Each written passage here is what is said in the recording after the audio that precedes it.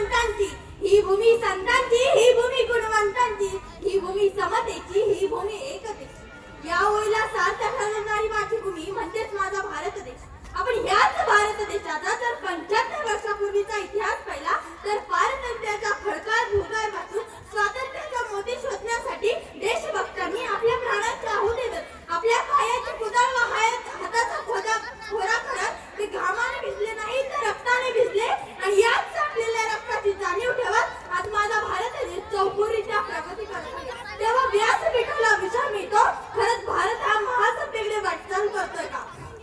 तर होय, खरंच भारत हा महासत्तेकडे वाटचाल करतोय आणि त्यात तीळ मात्र शंका नाही.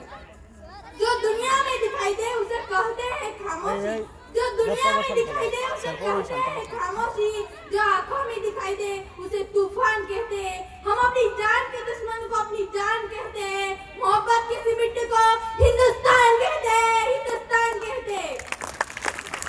आज ज्या देशाला काही वर्षापूर्वी अन्नधान्याच्या बाबतीत इतर देशांवर अवलंबून राहावं लागत होतं, परंतु त्याच भारताच्या मातीत असणाऱ्या नवनिर्मितीच्या गुणामुळे हीच भारताची लेकरं आज जगाच्या पाठीवर ताटमानेने उभी राहिली आहेत.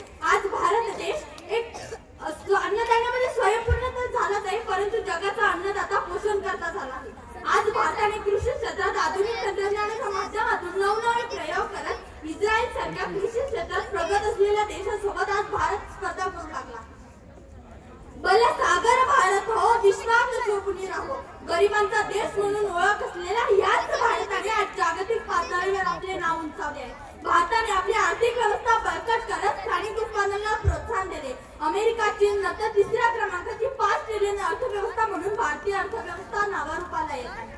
अहो, G20च्या गटात सुद्धा भारताला मानाचे स्थान प्राप्त झाले. आंतरराष्ट्रीय नाणेनिधीच्या अहवालानुसार जगातील सर्वात मोठी आणि सर्वात वेगाने वाटचाल करणारी अर्थव्यवस्था म्हटलं तरी भारताचंच नाव उदयाला येतं. तू नव्या जगाची आशा, जय जय हे भारत देशा, तू नव्या जगाची आशा, जय जय हे भारत देशा, जय जय हे भारत देशा.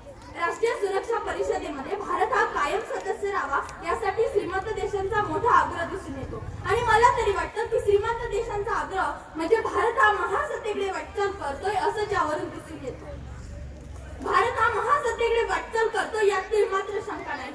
अहो, आज भारत हा शोधांचे केंद्र, इनोव्हेशन हब बनत आहे. आज मेक इन इंडियाच्या वस्तू जगातील 224 देशांमध्ये पाठवल्या जात आहे. आज भारताने स्वज्ञानाच्या बळावर PSLVचे यशस्वी लॉन्चिंग केले आहे. एवढेच नाही तर जगातील